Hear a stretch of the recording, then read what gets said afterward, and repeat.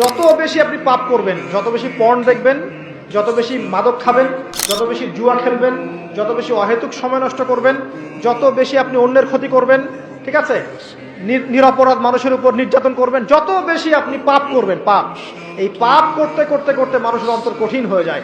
ইবনুল কাইয়্যিম রাহিমাহুল্লাহ বলেছেন যে পাপ করতে থাকলে মানুষের অন্তর কঠিন হয়ে যেতে থাকে, এবং ইস্তেগফার আর জিকির করলে গিয়ে মানুষের অন্তর আবার নরম হতে থাকে।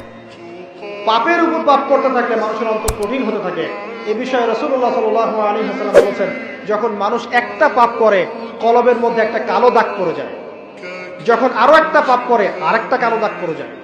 এইভাবে যখন পাপ করতেই থাকে তখন পুরো কলবটাই কালিমা পূর্ণ হয়ে যায়। এই অবস্থায় যদি সে তওবা করে আল্লাহ পাক মাফ করে দিবেন।